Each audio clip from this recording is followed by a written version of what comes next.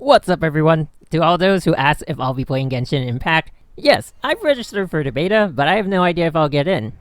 So I find this really amusing because when Brother Wei, the president of miHoYo, mentioned in an interview a few months back that he's really excited about their next IP, some players started speculating that it'd be Honkai Impact 4.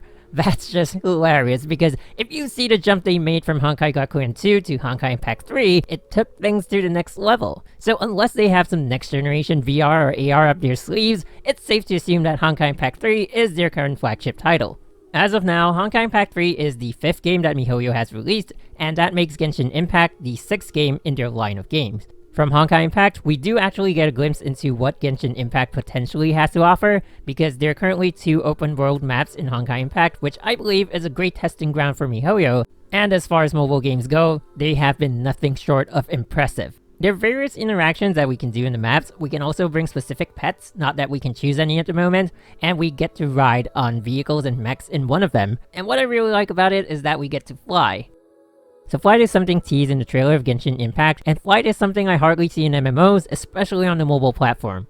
miHoYo has a proprietary game engine, I'm not sure what it's called, or as the official website states, proprietary rendering technologies, which makes me expect more out of their games in like graphics and gameplay. And being gamers themselves, I'd say miHoYo has been on point with their in-game controls, content, and keeping up with the expectations of the players. But of course, not every developer is going to be perfect, and if you play Honkai, you would be well aware of the infamous ultimate boss that everyone dreads, the camera angles. I mean seriously, they should really just give us the option to switch from the normal camera angle to the one we get when we use Stalker Phantom Iron's ultimate. They'll fix a lot, if not the problem entirely. I mean, how hard is that?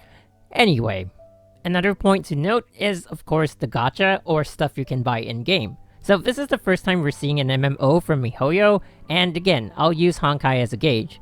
Throughout my time in the game, I've asked an extensive number of players regarding F2P friendliness, and the people I've asked include people who have not spent a single cent on the game to people who have purchased way more crystals than I have. The question was, on a scale of 1 to 10, how F2P friendly is Honkai Impact to you? And, you know, if you're watching this video and you play Honkai, you can add your score in the comments section down below. Anyway, I thought I'd end up with a score of something like 4 over 10. Most players that I spoke to understood how mobile gaming works, and they'd asked defining factors of what F2P friendliness meant, so to summarize that, we went with, is enough content accessible for you to enjoy the game? The overall result was 7.8 over 10, which surprisingly was far more positive than I had expected.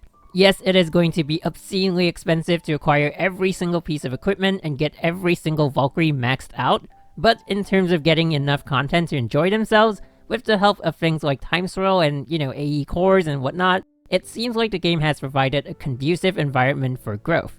And one last thing I'd like to mention is how much I appreciate the company's intention of bringing the same level of enjoyment to players from all regions. Brother Wei stated that that was the original intention with Honkai Impact, but they didn't have the means to do a simultaneous worldwide release. It's probably because the company was still building their way up, and it's an incredibly risky and expensive move for developers to invest in.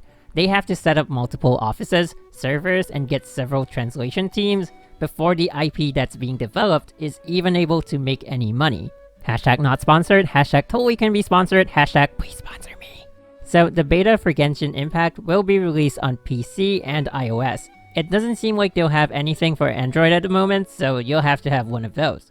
There will be an English version along with Chinese and Korean. So those are pretty much my thoughts on the upcoming Genshin Impact. As of now, we haven't actually seen any gameplay. I mean, we have seen a bit, but you know, it doesn't show stuff like the controls and cooldown of the skills and stuff like that. So it's just graphically, we do kind of get an understanding of the gameplay from the trailer, but that's pretty much it. So do let me know in the comment section down below, are you hyped for this upcoming game? Have you signed up for the beta? And also, if you play Honkai Impact, please rate its F2P friendliness in the comment section down below. This has been MG, thank you for watching, and I will see you guys soon.